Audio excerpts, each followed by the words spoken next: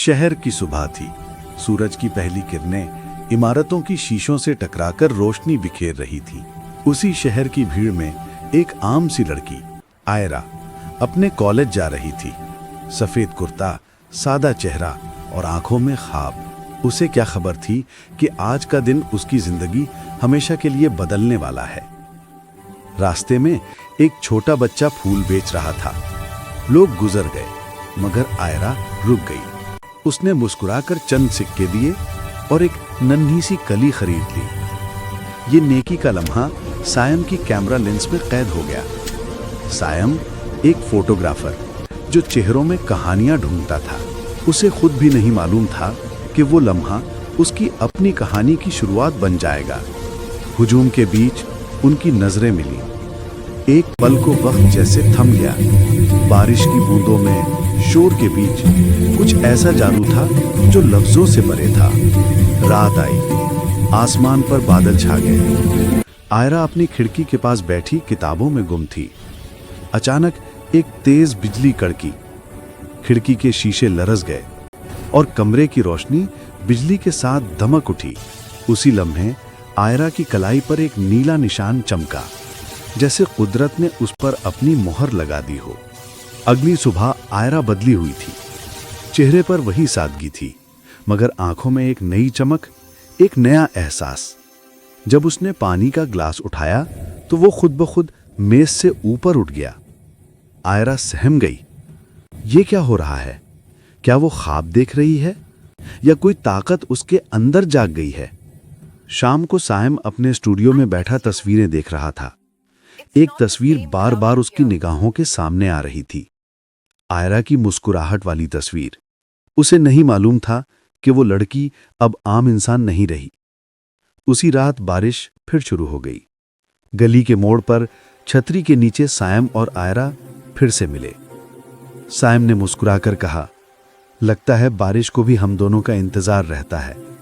और आयरा खामोशी से देखती रही, जैसे उसके दिल में कोई तूफान पल रहा हो, कोई ताकत जो खुद उससे पोशीदा थी।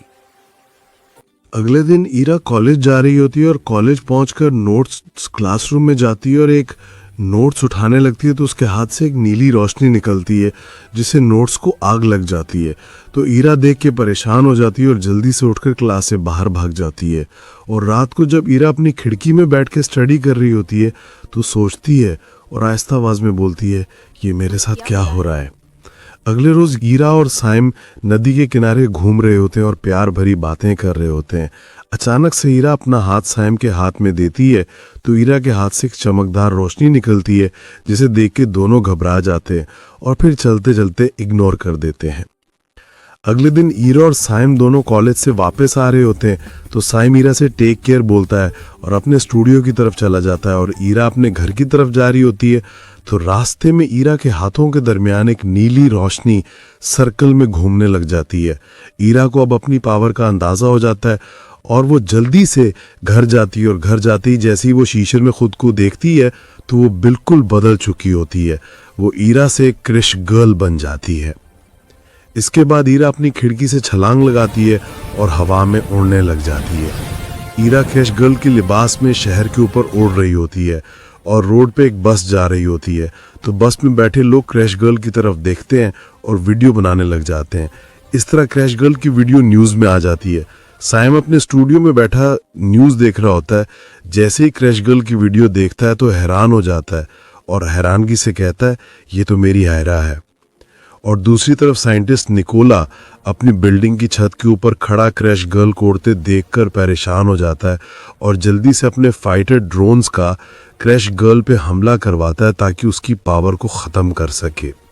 क्रैश गर्ल भी अपनी इलेक्ट्रिक पावर से ड्रोन्स को गिराने लग जाती है। अचानक से एक ड्रोन साइम के स्टूडियो में गिरता है जिसे देख के साइम डर जाता है और देखते देखते साइम का स्टूडियो साइम के ऊपर ही गिर जाता है। ऊपर से क्रैश गर्ल जैसे ही नीचे साइम को गिरता हुआ देखती है तो जल्दी से नीचे आती है और साइम को अपनी बाहों में उठा के ऊपर ले जाती है।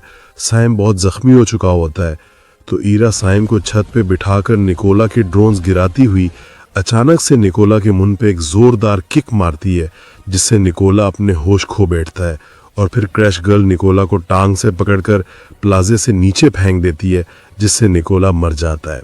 और फिर ईरा जख्मी सैम को उठाकर उड़ते हुए अपने घर ले जाकर अपने बेडरूम में जाकर लेटा देती है। और फिर ईरा सैम को हल्दी वाला दूध पिलाती है और ईरा सैम की फटी शर्ट को चेंज करने लगती है, तो सैम को लगे जख्म देखकर ईरा रोने लग जाती है। और फिर ईरा सैम को रेड शर्ट पहनाती है और गले लगा लेती है। सैम कहता है, मुझे पता था आप ज़रूर आओगी। तो ईरा कहती है, मेरी जान में भला आपको अकेला कैसे छोड़ सकती हूँ।